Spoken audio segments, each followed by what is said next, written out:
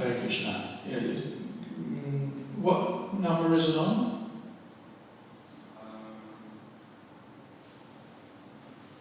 I don't see a number.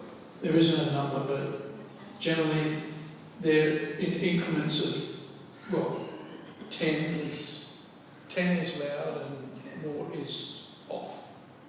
Hare Krishna. Yeah, that's better. See, as it was before, I can't put my voice up because it's just going to pin everybody's ears back. And then I can't even hear myself. Okay, that's better. Thank you. Jaya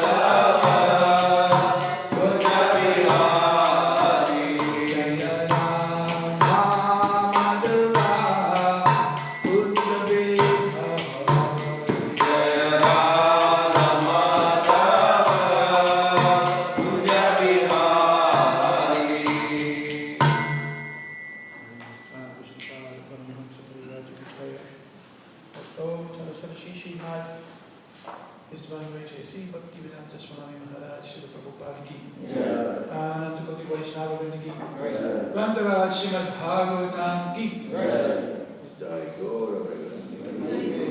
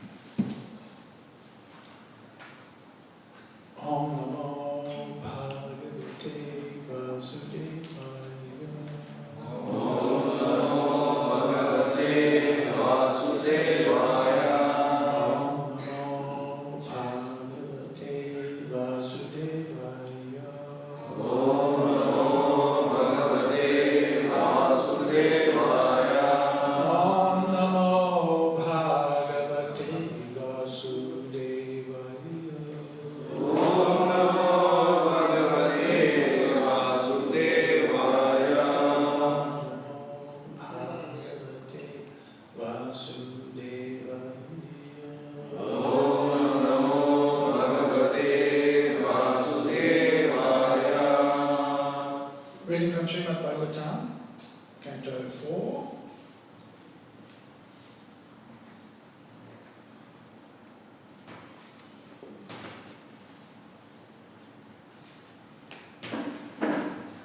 The creation of the fourth order. Chapter 17, Maharaj Prithu becomes angry at the earth, text number 30.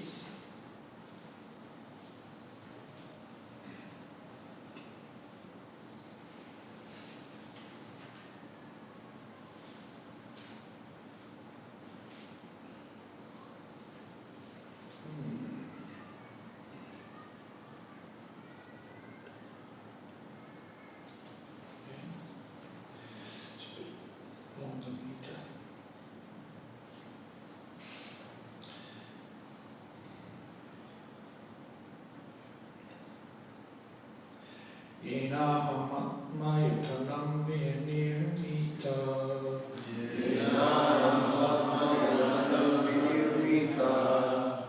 This is a little tricky, this meter.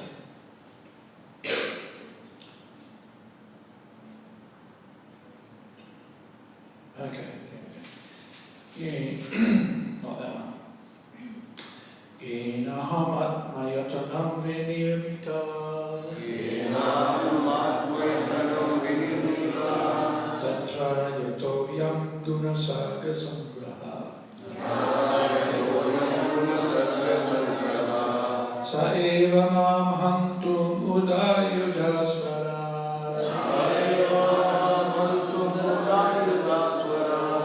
Upasthito yam sharanam kama asraye. Yenaham atmayatanam vinirmita. Tatra yato yam gunasaga samgraha. Sa eva mam hantum udayudhasvara.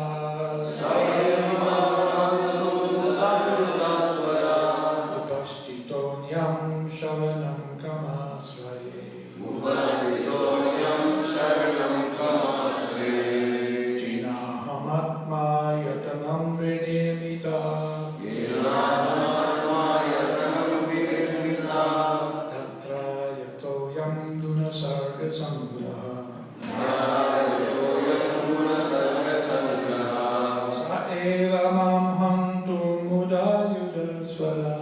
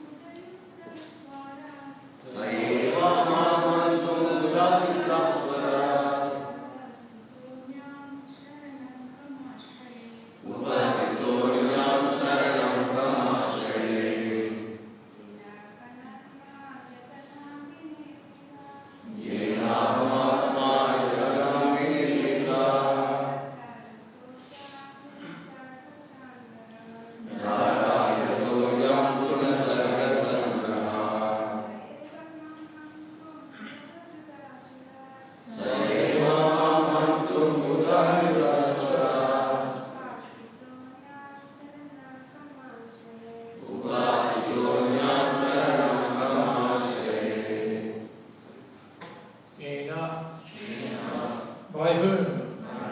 Aham, I. Atma ayatanam, resting place of all living entities. Vinirmita was created. Dhatra by the Supreme Lord. Yataha on account of whom? I am this. Gunasarga Sangraha, combination of different material elements.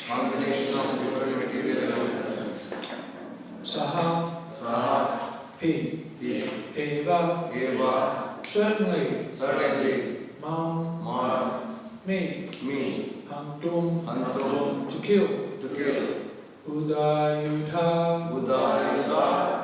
prepared, with weapons, Swarat, completely independent, Upasthitaha, now present before me, Anyam, other, Sharanam, shelter, come, unto whom? Asraye, I shall resort to. The planet Earth continued, my dear Lord, you are the complete conductor of the material creation.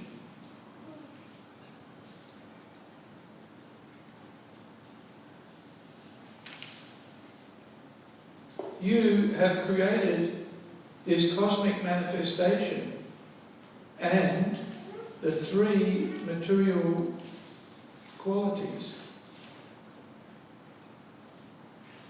And therefore, you have created me, the planet Earth, the resting place of all living entities.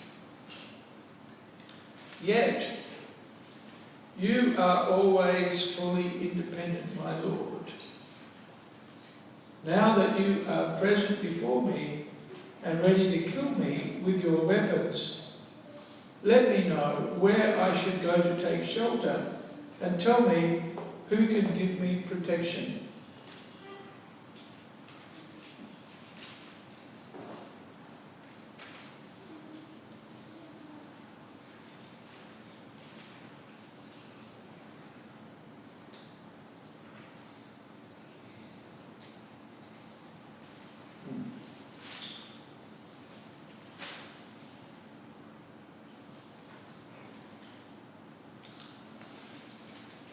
Purport. The planet Earth herein exhibits the symptoms of full surrender before the Lord. As stated, no one can protect the person whom Krishna is prepared to kill.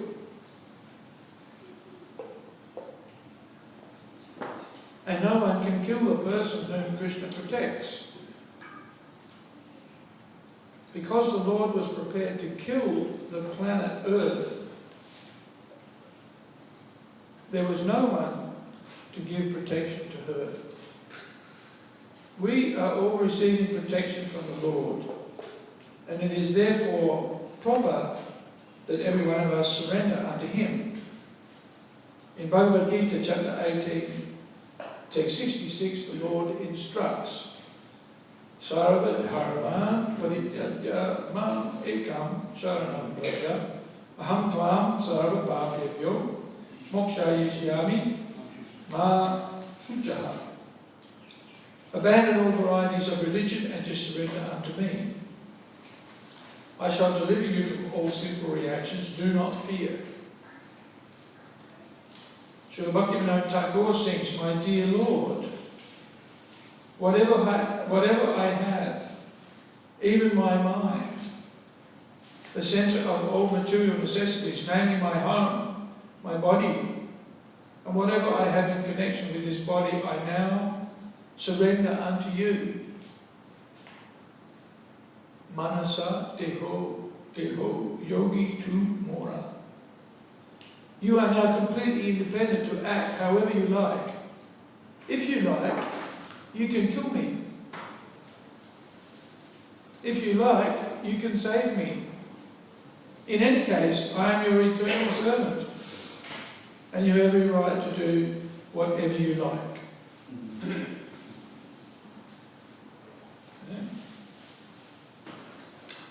Om Jnana Timirandasya Ginanjana Salakaya Chaksurmilitam Jena Tasmai Sri Gurave Namaha Sri Chaitanya Mano Vishnu Stapitam Jena Bhutale Swayam Rupa Kada Madhyam Yavati Svapadantikam Muktam Karoti Vachanam Gayate Girim Yakripatamaham Bande Shri Guru Dinatarinam.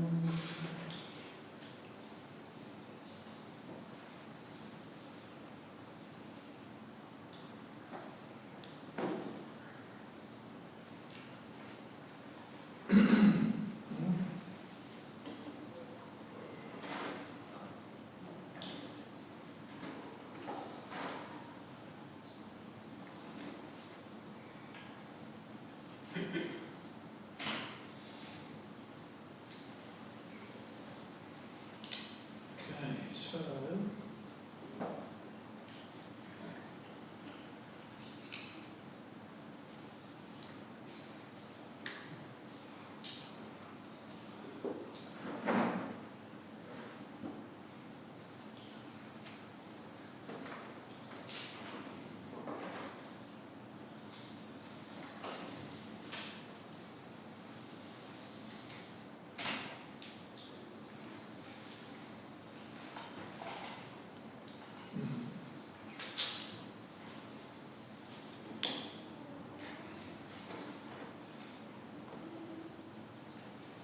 everything belongs to Krishna.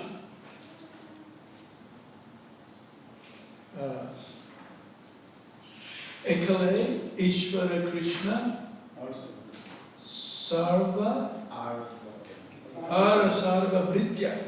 Yes, Ara Sarva Britya. Everything belongs to Krishna and we are his servants.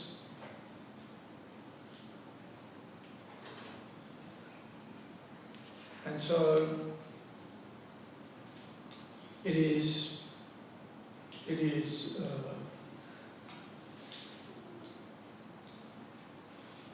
incumbent upon us to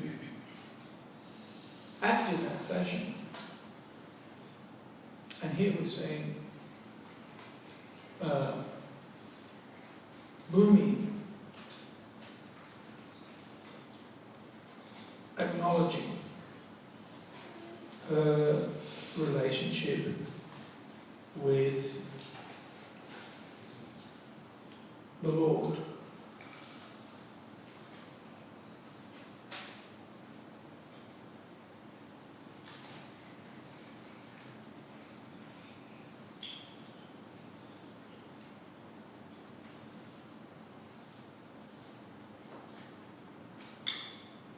The first thing she says is that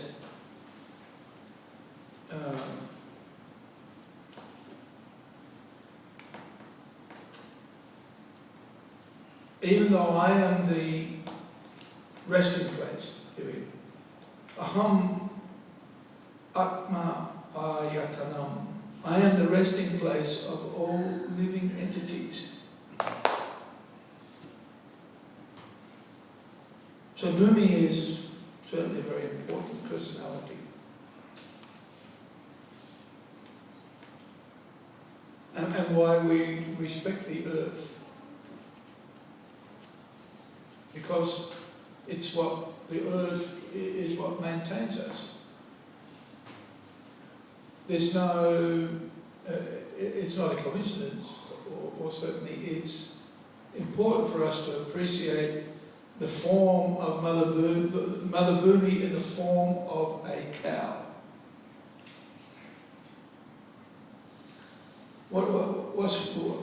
What's a symptom of the cow? that makes the cow worshipable? What's a symptom of a cow that makes the cow worshipable? Anyone like to say? She gives us milk. She gives milk, yes. Will freely give milk. Of course, you have to look after the cow. But the earth freely gives commodities. Right? If it wasn't for the earth, then we wouldn't have food to eat, for example. Of course, we require rain. That's why sacrifice is so important. Yajna is so important, because by yajna comes the rains. The rains then produce the grains, and then from those, and other byproducts. And with those byproducts, we first of all offer them to Krishna. This is the process for. And those offerings are the cause of prosperity for everybody. So the earth is worshipable. Yet in this particular situation, Bhumi is not reciprocating. The sacrifices are being performed, but she's holding back.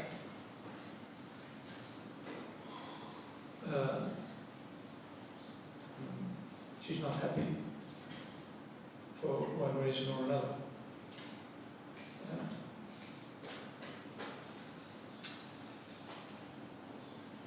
So,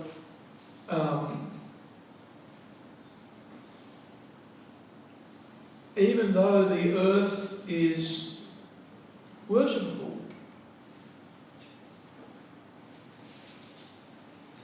because she's not performing her duty,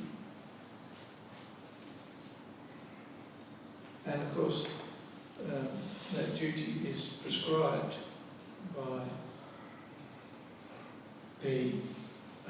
by Krishna, by the Creator. Each one of us has a part to play in the role of in the construct of things. Each one of us has a part to play.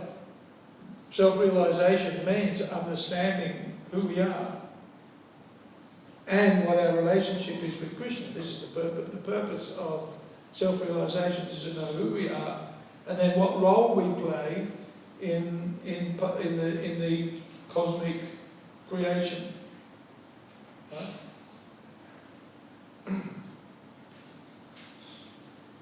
And as I said previously, all of us are a servant. Bhumi is a servant. We are servants. Krishna is the controller, and we are the servants. And as servants, we should be performing our duties in awareness of who we are and what our relationship is with Krishna. And then understanding what that relationship will then determine what we do. What we do. Right? This is why the age of Kali is a very confusing situation, because nobody's aware of what they should be doing. And in fact, they'll do sometimes the opposite of what you would expect them to do. Everything is topsy-turvy. So,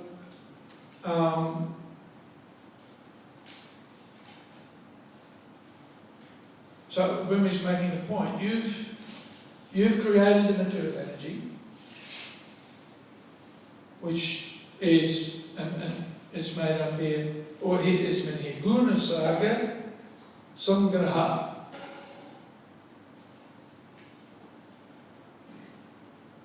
You've created the combination of material elements, the three modes of material nature. The basic ingredients of the material energy come from God. Right? They manifest for some period of time, created or manifest, they stay for a while and then pull back in to the form of the Lord in Mahavishnu. All of the universes come out of the pores of the skin of Mahavishnu. When he breathes out, and then when he breathes in, everything comes back in again and is absorbed within his body. This is how the material energy is created. Right? Not a big bang. From nothing comes something. Right? Nothing. Nothing can produce anything, because nothing is nothing. So the creation has to come from somewhere. From something. Something has to come from something. No, something come from nothing. Otherwise, if something comes from nothing, that means nothing's not nothing. It's something. This is too simple for people to understand. It has to be more common. But actually, it's very simple. And how does he do it? It comes from the Karanadakashaya Vishnu, who manifests all of the various universes in seed form. They expand. Then he enters again into the creation in the form of the Garbhodakashaya Vishnu. And then from his navel sprouts a lotus flower, and within that lotus stem, all of the planets and the universal affairs are manifest. And the gross elements and the subtle elements of the material creation are manifest from that process. So he's the master. He's the controller. Upadrashta Anumanta Cha, the overseer and the permitter. Right? There's somebody in control. We like to think that we're in control. But actually, Krishna's in control. And it's interesting. Bhumi was not surrendering, but when she's threatened with death, then she becomes very compliant. Right? You know, there's a saying, there are no atheists on the battlefield. Right? When the bomb's about to go off and blow you up, then everybody's praying, oh God, help me. Right? So, Bhumi is surrendering. When we realise our insignificant and our dependence on the Supreme, then we'll start offering fervent prayers of surrender. You have no other choice. And of course that's all of the time, in reality. When is the moment to surrender? Yeah, well, right now. When's the best time to surrender? Right now is the best time to surrender. Maharaj Parikshit got a death notice. Right? He was told, you're going to die within 7 days. So he used his time most efficiently, most effectively, by hearing the Śrīmad Bhāgavatam. Right? So, anybody here know when they're going to die? We're all going to die. Anybody know when they're going to die? No. One day. One day. Right, but in the future, right? Now, we don't know when we're going to die. It could be in the next moment. Right?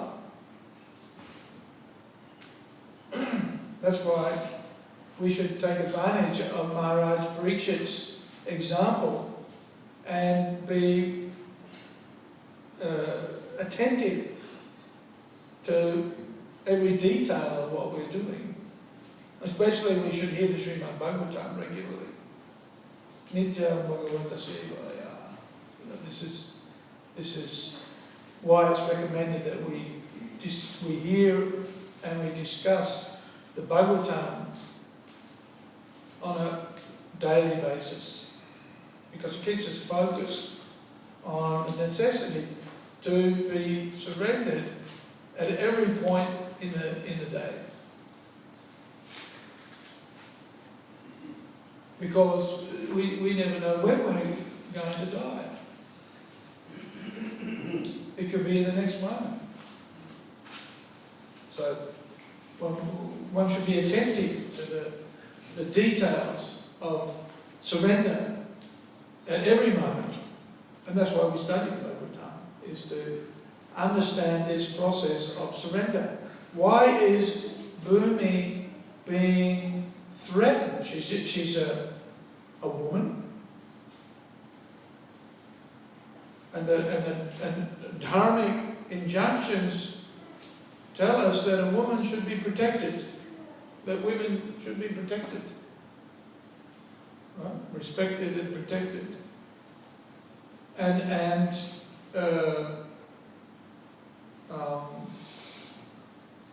she's in the form of a cow. A cow should also be protected, respected and protected. So why is it that Maharaj Prithu is threatening to kill her? Why? What is she doing that, even despite dharmic principles, Maharaj Prithu wants to kill her? He's holding back. Yes, he's holding back. But what's that indicative of? That's what I did. Sorry?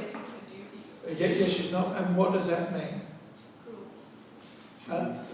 Cruel, yes, but also what does that mean? Here she's described as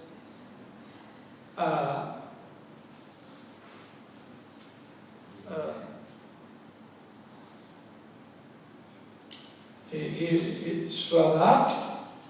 She's talking to Maharaj Prithu. She's saying, Swarat, you're independent. Upastitonyam, you're now before me. Sharanam, come, asraya.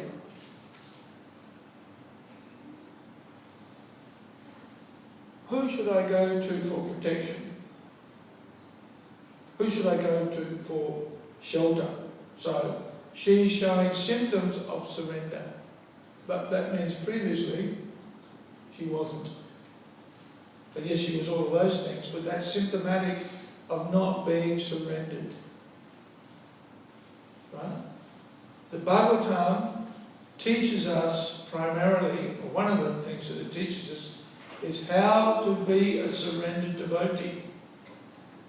You know, we may be a devotee with tilak and sari or dhoti, right? But if we're not surrendered to Krishna, then what's the point? Which is what kind of what's being manifest here. Bhumi is externally showing symptoms of somebody who should be protected. Right? Devotees receive protection, as Prabhupada mentions in the beginning. Rake Krishna, Mare Krishna, Rake. If Krishna wants to protect you, then you can't be killed. But if Krishna wants to kill you, you can't be protected. Huh?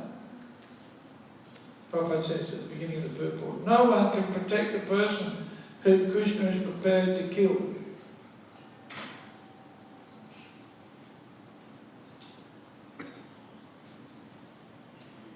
And no one can kill the person whom Krishna protects. But, and so she wasn't surrendered, and so therefore, well, this is really one of the main points of the Bhagavatam. If you're surrendered, then you'll be protected. If you're not surrendered, watch out. You can be killed. Huh? You can be killed. Yeah. No, and we're all going to die. Right? We're all going to die. So, forget about protection. At some point, and so the main point is, be surrendered. Be surrendered to whatever happens. So here,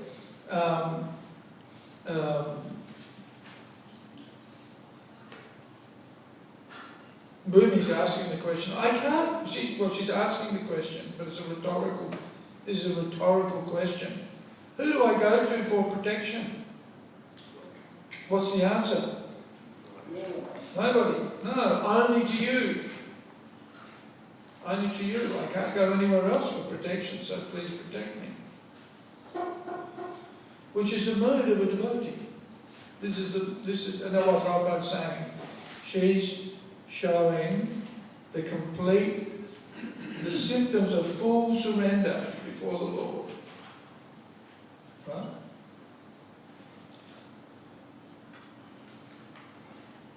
Whether things are going well or whether things are going poorly, we are still surrendered to Krishna. Right? We can't be fair weather friends. You know what a fair weather friend is?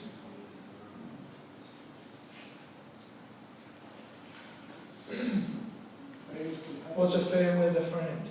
Friends in happiness. Friend you don't want. Yeah, you want your friends to stick with you. Right? Through thick and thin. That's a symptom of a friend. Is when the going gets tough. But the going gets tough, the tough get going, right? Or they stick around, they don't tick off. So, and we see that manifest in it's the mood of Lord Chaitanya in the last prayer of the Sikshastakam, isn't it? This is the mood of a devotee.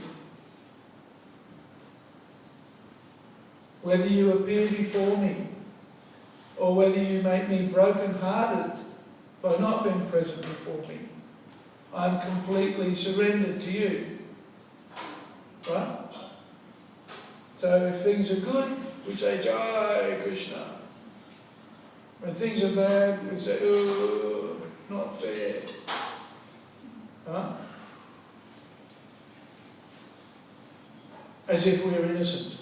This is called pride. Right? What did I do wrong? I didn't do anything wrong. Right? Every criminal in jail says that he was framed. Oh, not everybody. But this is a common mentality. Whereas here we see with Bhumi, she's saying, it's up to you.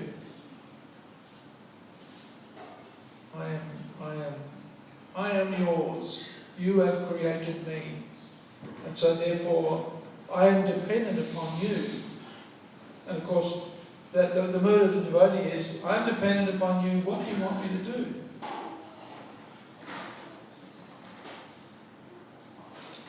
Which is why in the beginning of the Bhagavad Gita, Krishna, labha, labho, jaya, jaya, whether you get something or you lose something, whether you win or you lose.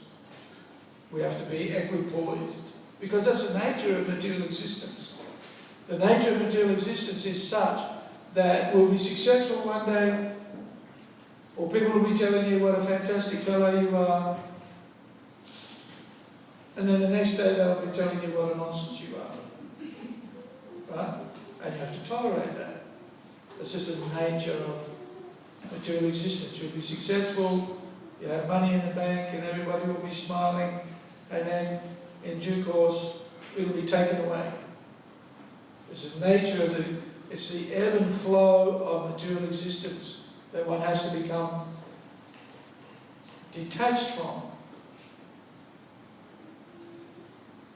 And yet, at the same time, one has to be cognizant of one's spiritual identity and one's spiritual responsibilities, and still perform one's duties. You know, this is a symptom of love, although we don't see it as such. But being steady and consistent and reliable and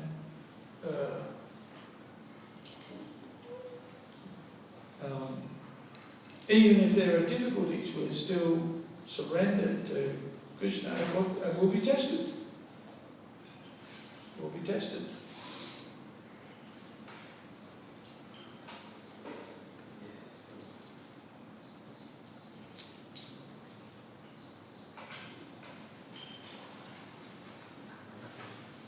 The Prabhupada gives the example, Bhaktivedanta, Manasa deho geho.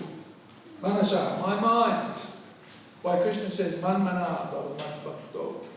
Always think of me and become my devotee. My dear Lord, whatever I have, even my mind,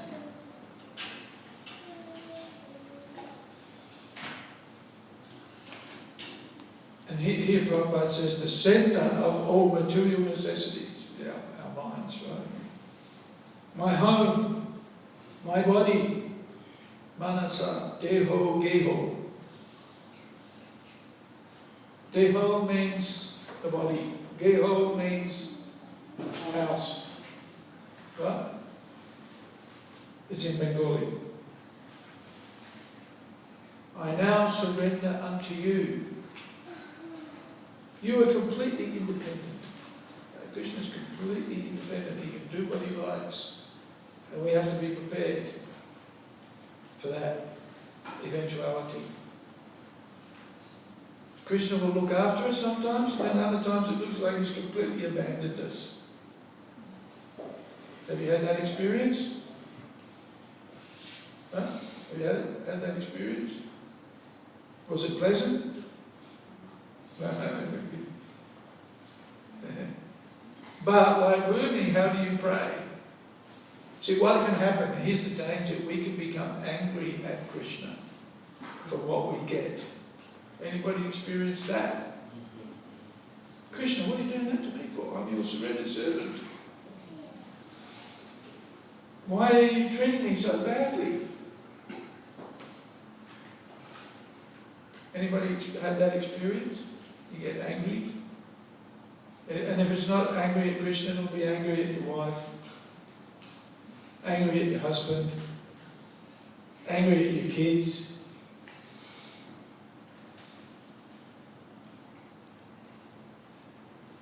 If you're in the ashram, you'll blame the temple president or his wife. It'll be somebody. We can always blame the Prime Minister, right? Or we'll blame Krishna. We'll never say, oh, I deserve this. Actually, I deserve more. This is the mood of a devotee is, I actually deserve more than what I'm getting now. I'm just getting a token of what I should be receiving. This is the humble mood of a devotee.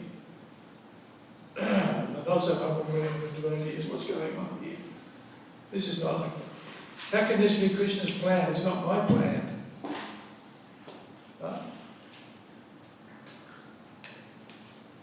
It's quite a challenge. We have to be careful because we'll become resentful. Rather than surrendered, we become resentful. So, and also, what do we do in times of difficulty? What's the appropriate response? Because, it's not that we do nothing about our situation, but how do we respond appropriately to adjust things?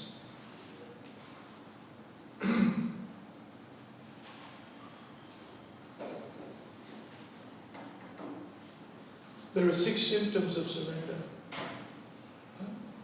Six items of surrender.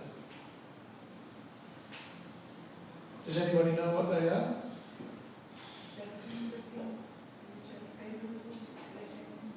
Yes. What is it? Anukulyasya sankalpa, right? Pratikulyasya varjanam. Rakshishyatikti vishvaso. What's next? Goptritve varanam tata. Well, I thought about that after reading this. Now what are they? That's the Sanskrit. Accept that which is favourable, reject that which is unfavourable. Goptritve varanam tata. What's that?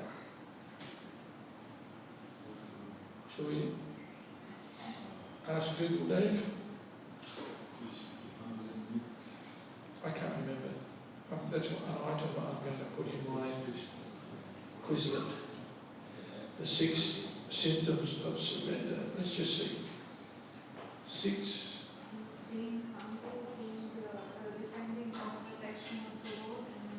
Yes. Before I could put it in, it comes up with 6 symptoms of surrender. How smart is Google?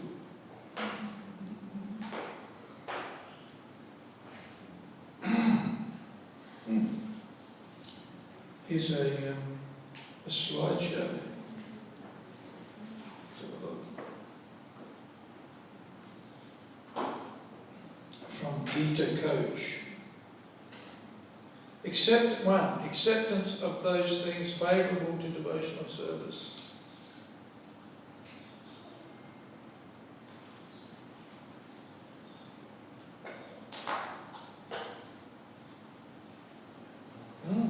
What are some of the things favourable for devotional service? On the list here, the first one is prasadam.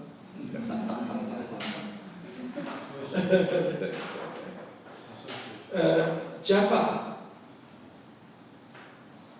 satsanga, association of devotees, adhyaya, study of the scriptures. Okay, I just want the short version that tells us what the 6 items are. This is going on forever. Here we go. Rejection of unfavourable things. Right? Things that are unfavourable for Krishna consciousness. Well, actually, Rupa Goswami gives us the favourable things. Right? Utsahan nischaya dharya tat tat kama pravartana. And the things that are unfavourable. Atyahara prayasascha, pajalpa, niyamagraha. So if you want to find out, well, I guess there's many ways of defining them, but a good way to define them is looking at Rupa Goswami's analysis of enthusiasm, patience, determination. Tat tat karma pravartana means basically following the rules and regulations, following the regulated principles. Sangatyag, give up bad association. And sato vritte means following in the footsteps of the previous devotees. These are the 6 items favourable. And then the items that are unfavourable, atyahara prayasascha, overeating, over-endeavour, greedy for material things. And Jana Sangha, materialistic association. The one item that appears in both. Avoid the association and avoid the association. Right? About Asat Sangha. The first symptom that Lord Chaitanya identifies in the devotee is Asat Sangha Tyag. They give up the association of materialistic people. So we can understand it's mentioned twice. So that's a major obstacle to the successful practice of surrender, is to associate with materialistic people. Right? And why is that? Because we can judge a person by the company they keep. Right? You become like the people that you associate with. If you associate with the drunks in the park, what do you become? A drunk in the park.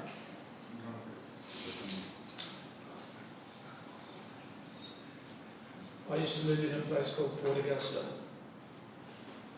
and I used to see the black fellas sitting in the park, Gladstone Square, and they'd be sitting in a circle, and they'd be passing a flagon around. You know what a flagon is? It's a big bottle of wine. And very sad, very sad. I used to be accosted by men, tears pouring down their face.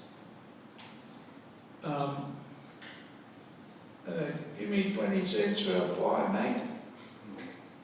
And this is because they were drinking methylated spirits. Yeah. Which is almost pure alcohol, but they put poison in it.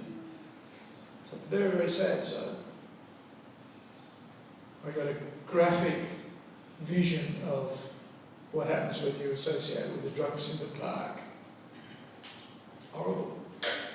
So bad association, we should avoid it. Asat Sangha Tyag. So what else? The negative items. Talking material things. Prajalpa, just talking about nonsense things. Why Prabhupada says, avoid newspapers. Because all Prajalpa. Right? Because that doesn't mean that we should know what's going on around the place. We should know who the Prime Minister is. Those are basic things.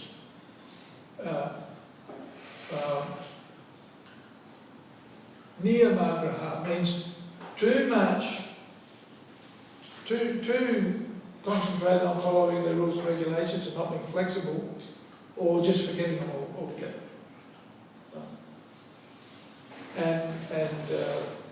So, positive things, negative things. The negative things to be avoided, the positive things to be embraced.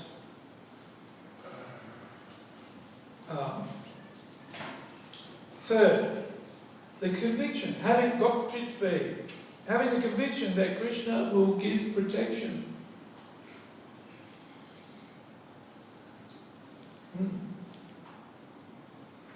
Krishna will give protection. We've got our lease on Crossways is running out in July, which is a bit of we have to sweat on that because Crossways is, it's $1 million a year, pretty much. So what are you going to do? What are you going to do when we close Crossways? Well, at this stage, we have to have faith that Krishna will protect us. Of course, we're looking for a new place. So if you see anything in the city or wherever that you think there's a lease that might make a good restaurant for Krishna, let us know. There's no possibility to extension? What's that? There's no possibility to extension the lease? No, that's a long story. No. The landlord wants to put in a lift in the building because there's 8 floors in the building, we can only use 3 or 4 at the moment. So he wants to put in the lift. And not only that, he wanted, we're paying $90,000 a year for it at the moment. He wanted $300,000. So he wanted to put up the rent by $200,000. So that's, and we're going to have to pay more for a new location, but $300,000 is probably a little bit much. And but we know, we replaced the lift in Gopal's, and the place was a mess. It was a mess. So there's no way that we could run our restaurant, and they're saying it's going to take 29 weeks to build the lift. So we can't afford to not have our restaurant running for 29 weeks. Right? Make sense? So anyway, let's see. Krishna's got something better in store for us. We're just going to find out what it is.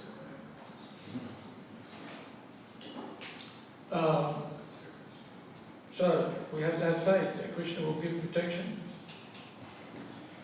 And of course we've got to go out and do the needful. 4, acceptance of the Lord as one's guardian or master,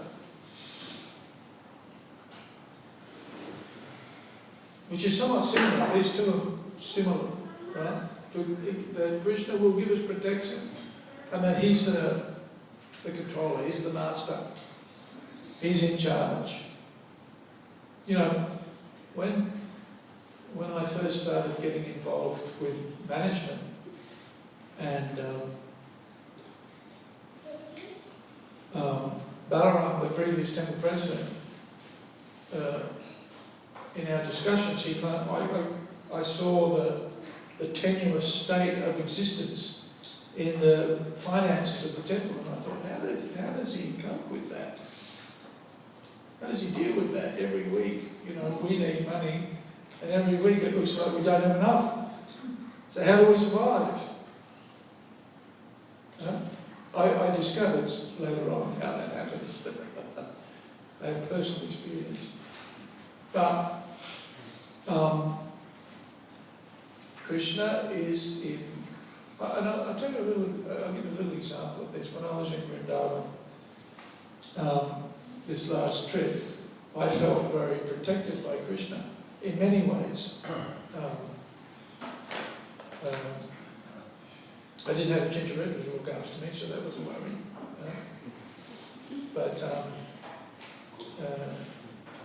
You remember Kusturica?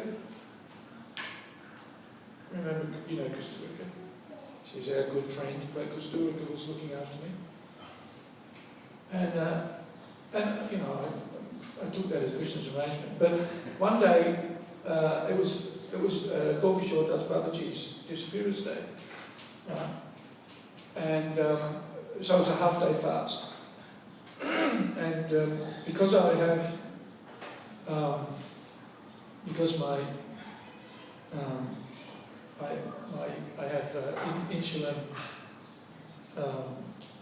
what should we say? I have a metabolic disorder, diabetes, which means basically insulin's not working properly. And so I need to eat. Doctor's orders are don't fast, because you have hypoglycemia. And I know the symptoms of hypoglycemia. You start getting shaky and confused, and you feel like you're going to faint. So I'd had something to eat in the morning, some nuts and some fruit, but it was midday, and I was teaching, and I was starting to get a bit wobbly. So I was thinking, oh, what do I do? And I didn't have anything with me. I hadn't brought it. Usually if I go anywhere, I take a few muesli bars with me or something like that. It was a Kodasi. I didn't want to break a Kodasi. So I was starting to feel a bit wobbly. I even went outside. Students were doing something. And I was thinking, what do I do? Should I go back to my apartment and get something? Or should I stick it out? And but then the lady came up to me and he said, Prabhu, do you want some bananas? You want some bananas? I said, great, get me a banana quick. Because he's probably feeling the same way I was. Devotee from Noida, who I know. So I was just thinking, simple things like that. I needed to have something to eat. I didn't want to leave my class because obviously the things were going on. And then a devotee turned up and said, do you want a banana? That's all I needed was a banana. And over the road from the Goshala, there's bananas that circled him. So I felt protected by Krishna. I mean, it's a simple thing, it's a little thing. But even little things can increase our faith in Krishna. Things that the devotees do. Because sometimes you can be stuck in the middle of nowhere with no one and nothing to eat. And then even the grass looks tempting, I tell you. Everything looks like, is there something here I can eat?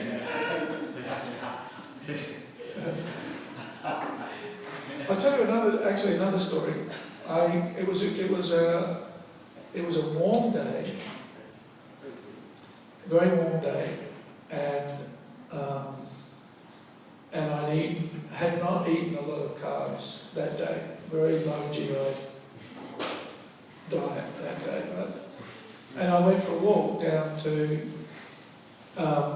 down along Sandwich down to Webb Point. You know where Webb Point, where the docks are? So I walked all the way down there, and it was a warm day, but this was at 7 o'clock at night. And so by 7 o'clock at night, it got very chilled, it got very cold, right? So I started off feeling okay, but by the time I got down to Port Melbourne and beyond, and it had gotten cold, then I realised, I'm in trouble. Because your sugar level drops. And then, and I didn't have my mobile phone with me, right? So I couldn't ring up the teacher and go, hey, check it out. So I'm walking down the street and in Garden City, and I thought, what am I going to do? I am finished here. I thought, okay, well, I'm just going to have to knock on people's doors. That's what I did. So went in the house, knocked on the door, and I told him what the situation was. I said, could I beg an apple? He said, sure, no worries. So he gave me an apple. Had the apple. That got me to Bay Street. And then I started to feel wobbly again. Because apple is good, you get it, it's the sugar hit. And it's good sugar. But, you're right, you don't get it very far on an apple. So, I was walking down Graham Street, and there was a couple sitting on the veranda, and I said to them, I thought, okay, got to beg again. So they gave me some sultanas and nuts. And they were from New Zealand, so we had a chat about the temple. They'd been to the temple in New Zealand. Eat it, go bowls and crossways or something like that. So anyway, Krishna will, I learned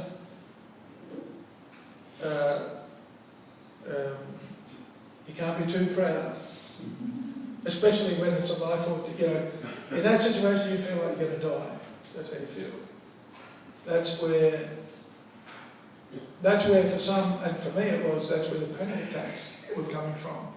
Low sugar levels, and your body saying, "Way, feed me," and I wasn't used to it then. I was used to fasting, and so for some people with diabetes, especially when the sugar levels are out of control. So once I started eating 3 meals a day regularly, then that went away because the sugar levels are maintained.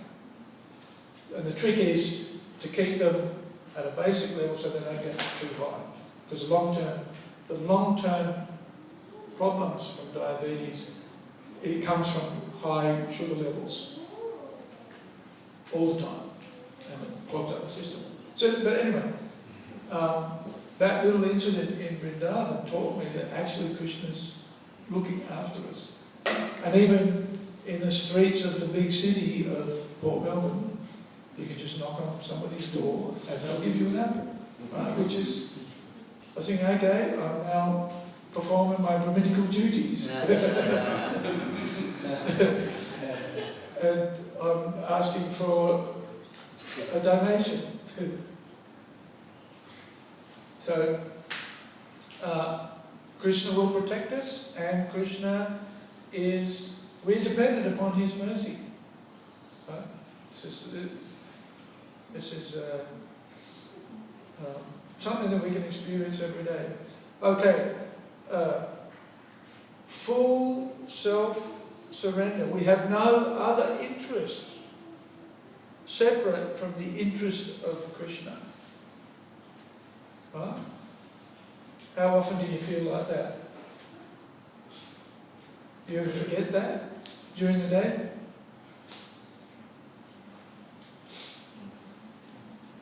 Most of the time we're tuned into what's in it for me. At least I am, I have to be honest. Right? What's in it for me? That's the FM station that we're tuned into, WWIFM. Was it WIIFM? What's in it for me? That's what we're tuned into. Right? But actually, a surrendered devotee is thinking, what's in it for Krishna? What is Krishna's interest in this situation that I should be pursuing? Not my own interest. This is the symptom of surrender that sometimes we don't have. Right? Self-surrender means remembering that one's activities and desires are not independent, which is what Bhumi's acknowledging here. You've created me. You've created the material energy that has made me. And even though I'm the supporter of everyone, I'm still your servant. Because sometimes we get a bit carried away with ourselves. We start thinking, I'm important. Whereas we should be thinking that our activities and our desires are not. The devotee is completely dependent upon Krishna, and he acts and thinks as Krishna desires. This is a surrendered.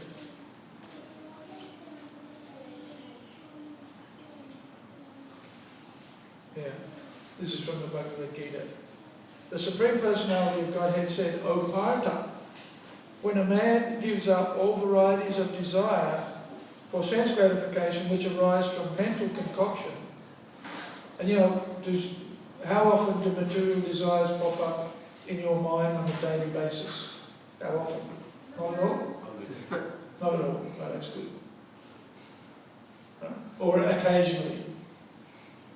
Occasionally or every minute? What is it? Huh? And when his mind, thus purified, finds satisfaction in the self alone, in other words, Atma, we're Atmarama, self-satisfied. Then he is said to be in pure transcendental consciousness. And Prabhupada says here, a Paramahamsa has no program for sense gratification. He is interested only in satisfying the senses of the Lord. Right? And then the last item, a symptom of surrender is meek and humble. So, not proud, but humble.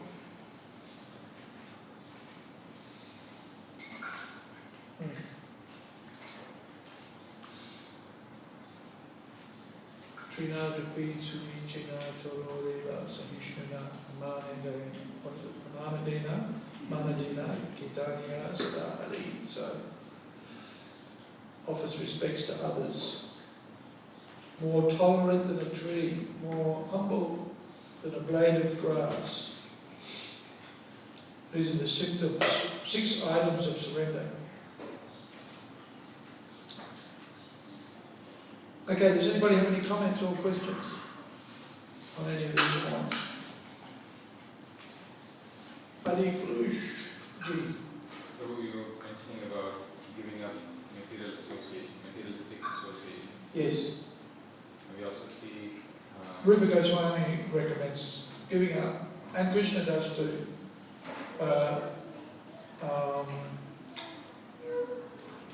What is that verse?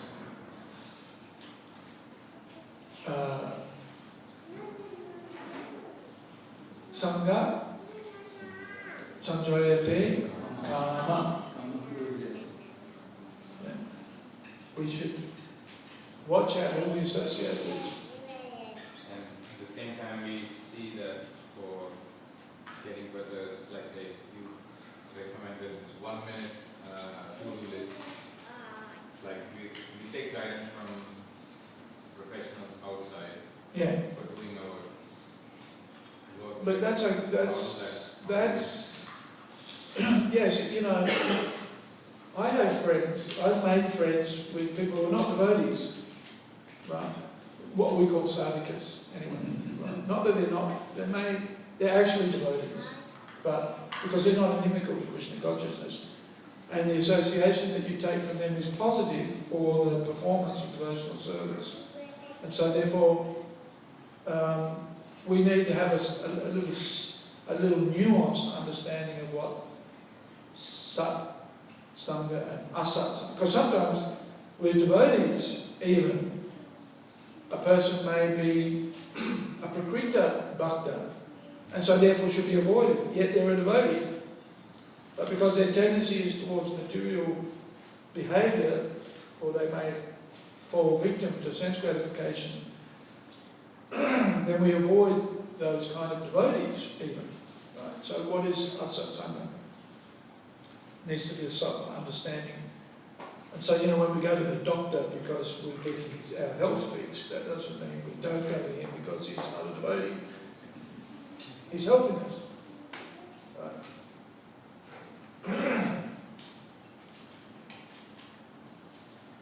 So there are some friends that we avoid.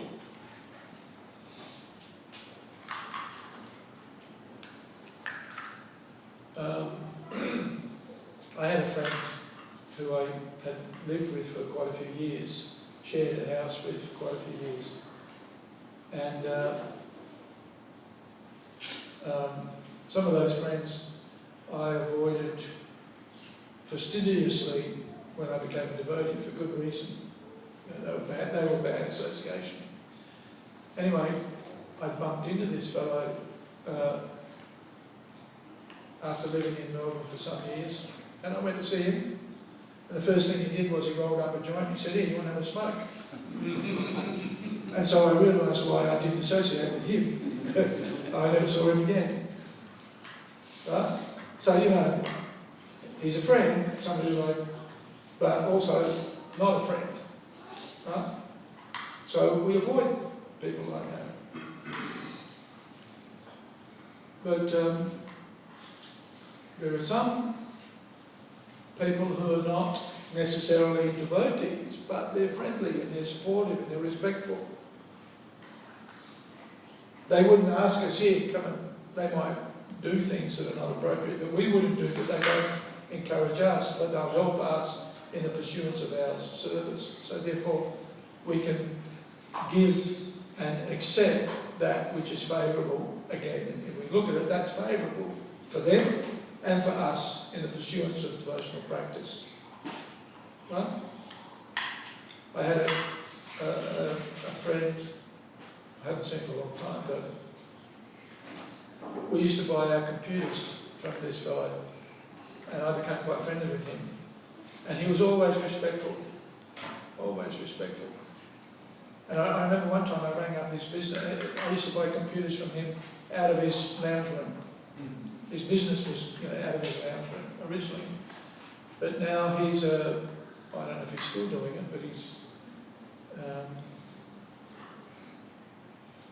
now he's big premise in Waverley, and he's a Lenovo distributor. He's distributing hundreds of thousands of dollars worth of. When he delivers when he delivers organisations' computers now, it's by the ballot load. right? And I remember one time I rang up Gordon, that was right, Gordon was his name, who was his salesperson. And very often David, he wasn't in the business, he wasn't there, because he's, driving his Porsche and managing his winery and stuff. It's quite very well, made a lot of money. And I was ringing up Gordon, and he didn't know me by my devotion. He didn't address me by my devotional name. He used to call me by my legal name. But anyway, I rang up Gordon because I needed to buy a computer, or some computers, and David was listening. Gordon had me on hands-free. And then David called out, "Hey, Aniruddha, how's it going?" Right? So, he, I wouldn't socialise with him, but I was friendly with him, and he was respectful of the devotees. And so, we had a friendship. He would stay up, I'd have a computer problem, and I would hassle him so much, and then he would stay up all night. We'd stay up, come in at say 6 o'clock, and we'd try to fix a problem, and I'd come home at 4 o'clock in the morning. And he didn't charge me for any of these things, he just did it. And we became friends in that regard. And I would preach, I wouldn't preach to him, but, you get to, by that close association, you can give your association to people, and they respect it, right? But I wouldn't socialise or anything, So subtle, Mahatmaji. Yeah. Once Prabhupada, there was a book marathon going on in New York, and some of the boys told Prabhupada that we are not getting much success in daytime. So there is a pub around, and they work from 9 p.m. to 5 a.m. So are we allowed to go? He thought, and he said, "Well, you can go, but come back." Yeah, there's a saying, if you see Lord Nityananda going into the pub, then that's when he's going in for a drink. You must come.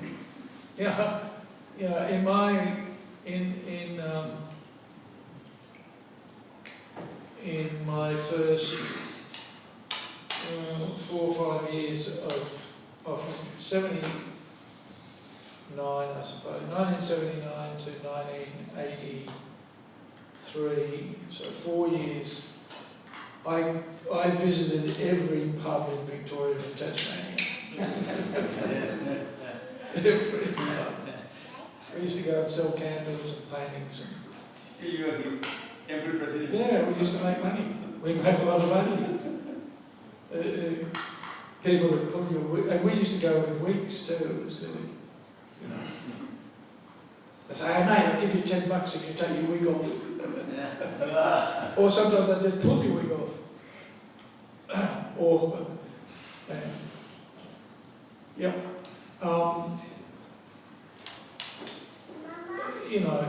It's better that we go out. We don't have to do those things anymore.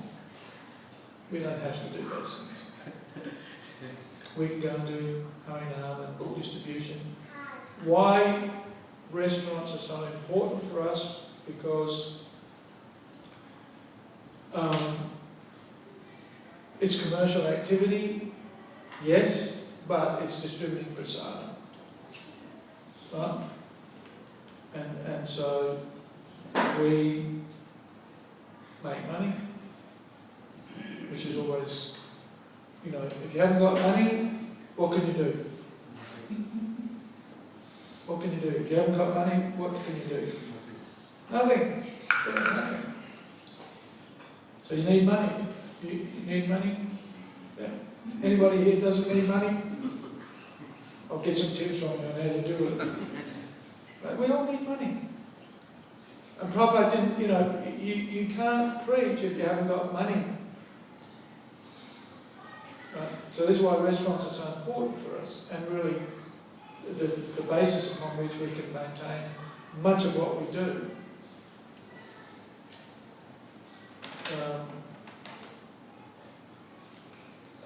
And we're fortunate because we restaurants that, you know, on average make, profit of $800,000, $900,000 a year. We need that. We don't. That's why not having crossways is a bit of a worry. We'll get another location, but I'm not worried about it, but I am worried about it. So I thought I'd share it with you.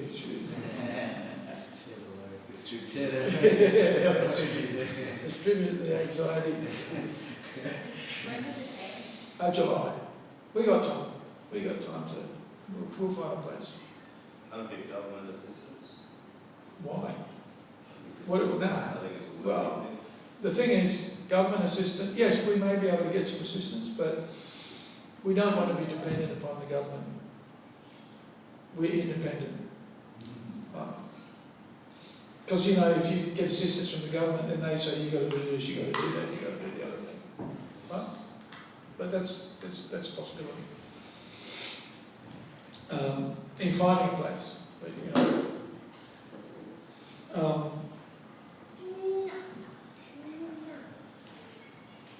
But, we provide employment for devotees. We make money. We also can employ devotees, so that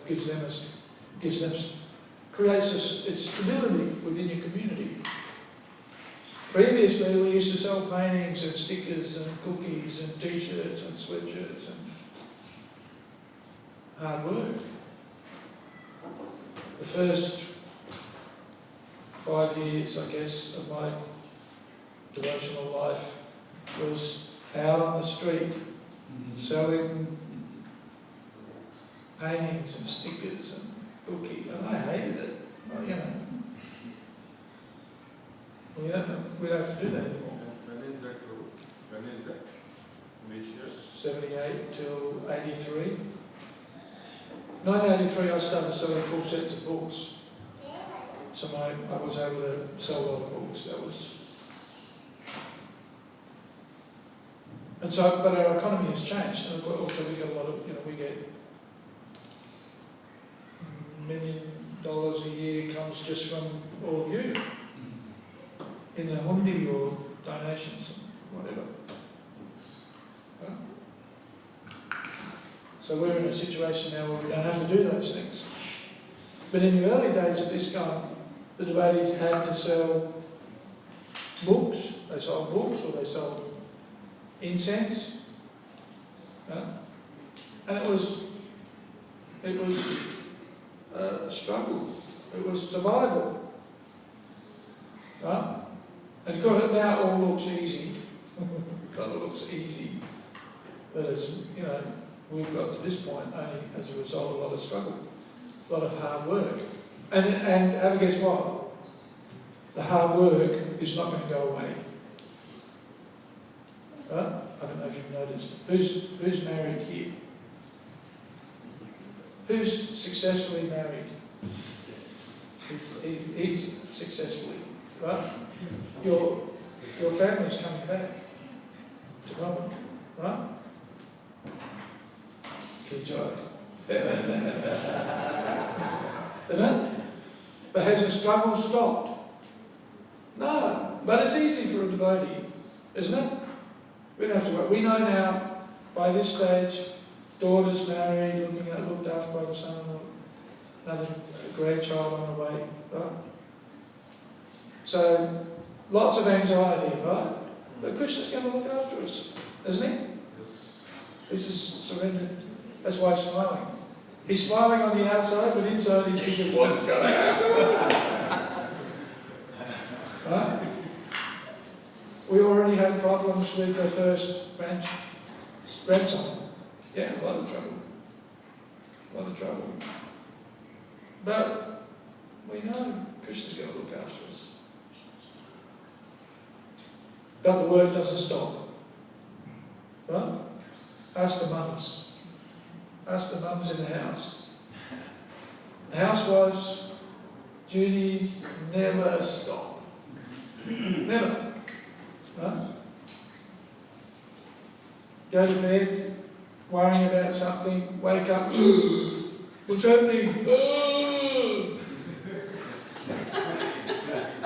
Isn't it? That must be the case, isn't it? It is. I know, I feel. You can roll over and pretend that it doesn't exist. That just makes it worse. And the other thing that we get from our restaurant is friends. We make so many friends. You know, we influence society by prasadam distribution. So it's not a material activity, it's a spiritual activity. And why we accept it? Because it's favourable for it's part of our surrender, I guess, is to do those activities. Okay, I think we should finish here. Go to our Śrīmad Bhāgavatam ki jai, Prabhupada ki jai, Gaura Bhaktivedanta ki jai.